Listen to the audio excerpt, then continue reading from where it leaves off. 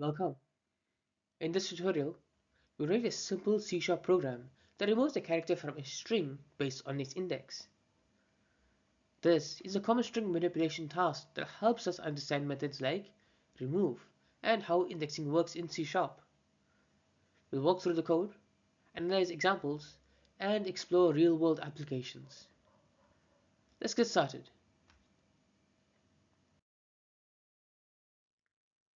The task is rather simple. We want to remove exactly one character from a string. The user provides the string and the index of the character they want to delete. For example, from W3 resource, removing character at index 1, the 3, leaves us with just W resource.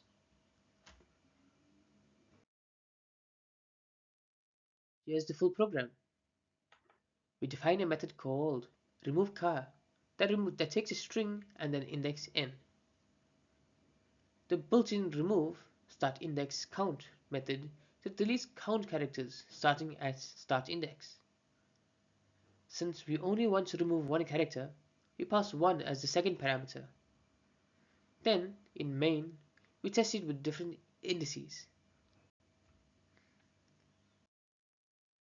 The program works by using the remove method. Give it the index and tell it to remove one character. For index 1, we lose 3. For index 9, we lose the final E. And for index 0, we lose the very first character, W. This method always returns a new string since the strings are immutable in C#. Let's check out the outputs.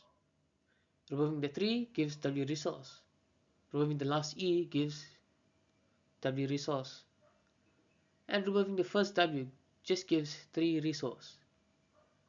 The logic is consistent no matter where the index is.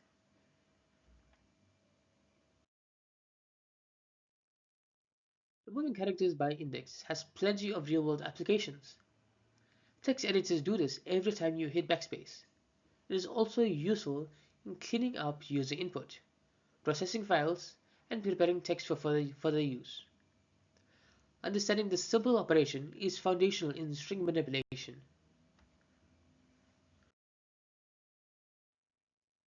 To summarize, we wrote a neat C# function to remove a character at a given index using the remove method. We've also seen examples at different positions and highlighted that the method always returns a new string. This is a useful building block in text processing and a great exercise in working with immutable types. Thanks for following along. Thank you for watching. If you enjoyed this video, please make sure to like, share, and subscribe for more C# tutorials. I'll see you in the next one.